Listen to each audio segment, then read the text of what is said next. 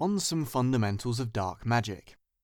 At this moment, the Chosen One is being inculcated with the idea that I do dark magic, and thus I am most thoroughly evil. I'm pretty certain the White Wizard has a fairly expansive knowledge of the subject, and I'm not exactly sure where he gets all this stuff about the use of virgins for altars, or strange rites in the forest, or strange rites of the forest involving a great deal of wine and very little clothing. I really think the White Wizard needs to get out more. Either that, or he's confusing me with Dionysus. I suspect the White Wizard really believes that, somewhere along the paths of learning, there were all manner of secret and terrible rituals, which he was not invited.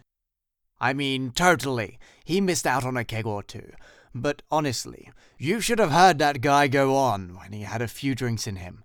Unbearable. For a being of awe and wonder, that son of a crossbow sure can ramble on. But speaking of rambling, I digress. So is dark magic evil? No. Think about it. How would that even work? Or, to ask a more relevant question, what would it take for magic to be evil? This might seem simple on the face of it, but it ain't. For starters, morality's not static. In one age, we fight and die for the divinity of the monarchy. To contest that is to go against all the decency in the world. In the next era, we overthrow the monarchy, and perhaps consider the entire institution to be utterly and completely treated based on merit. And then, we fight over what's meritorious, and what's suddenly worthless. In other words, the incantation which slays a king is monstrous in one epoch, heroic in another, pointless in a third. How would the magic know which is which?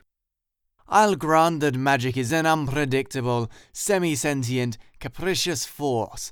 Telling magic do as you will is much the same as telling a grand vizier, oh, nobody's counted the treasury in years, and we lost the key too, but hey, we're sure all those rubies the size of plums and those emeralds the size of fists are just fine.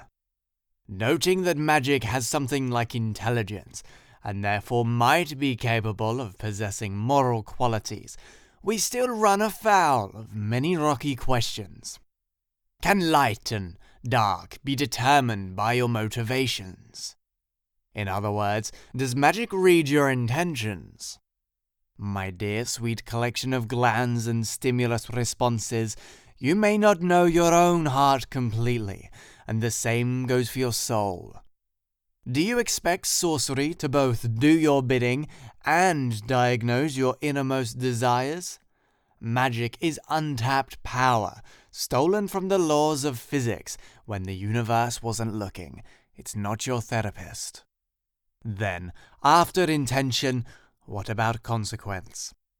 If magic is somehow inherently good or bad, then it surely needs to understand not only why you desire to do something, but what the effects will be.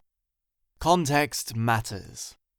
If you intend to save a person who's drowning, and instead sink a fully crewed ship, is that white or black? Ponder how much processing power we would need in order for magic to be evil, by any definition at all. It's significantly more than what's requisite for even fairly powerful spells. Killing a human being, for example, doesn't actually take all that much. The coincidence of a mist-driven vehicle, the errant entrance of bacteria into a morsel of food, the brief moment of lethargy, which makes you stay in the bed of someone else's marital partner for just a minute longer than is prudent. The difference between fate, bad luck, and a magical action determined to achieve your death can be measured in inches, much like the arrow that misses you by just a little bit, versus the one which merrily opened your femoral artery. These are minor alterations of reality, fairly simple compared to the giant work of metaphysics involved in making a work of magic evil. Like many things, if you seek simple answers to complex things, in other words, if you're going to be too lazy to really consider the problem, you start running into difficulties immediately. Take a common thought. Magic which kills a human being is dark magic. Is it though? If killing was a mark of evil, who'd suddenly be a villain? Not just soldiers in wars, but also doctors who try and fail or don't try hard enough. Bad carriage drivers, the makers of that one deep-fried pork-stuffed turkey leg that they do over at the Pig and Poke Tavern on Grease Street. No. The only reason we're able to do anything other than the most basic enhancement is because all these considerations come from the human side, the interpretation, the names we give to certain spellwork, the way others tell the story later. It isn't inherent to the spells. Classifying magic poorly is an error made by those who want to pin it down and twist it into a shape which pleases them. It ain't the fault of the living paranormal power which pervades the multiverse. Here's the way this really plays out. If it is outside of what is accepted, if it argues with the law, if it seeks to do that which is said to be impossible, then suddenly, according to the white wizards and their ilk, it can't be light. Apparently, if it's not something we've already seen and done, if it's not something that has a natural home under the sun, then it is to be feared. To the hells with that. Dark magic is merely spellcraft which is found in the cracks, the holes, the hidden dark places where ordinary magic leaves off. Dark magic begins when the assembled law says, "This you cannot do." And you reply, "Why not?" It's not simply about defiance, of course.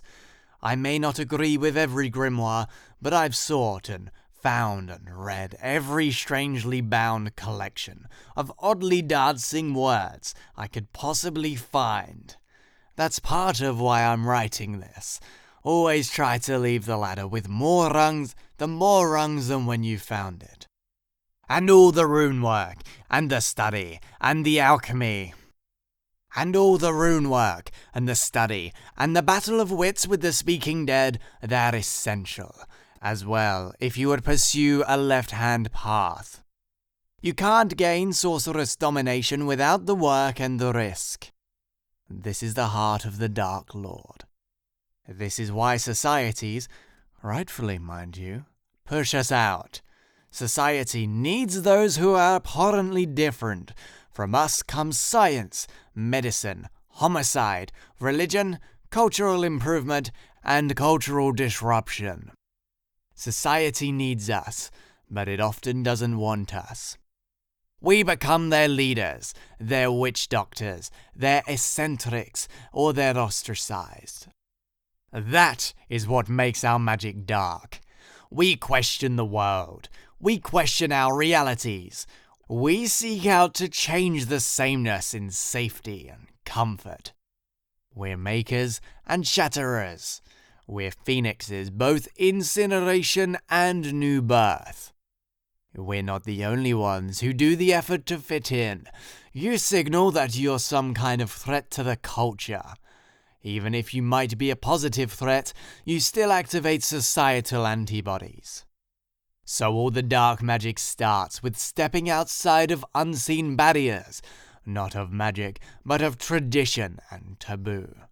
They fear you, so they name you after the things which terrify them, the primordial night, the unseen, the unknown. Is there such a thing as dark magic? If there isn't, make some.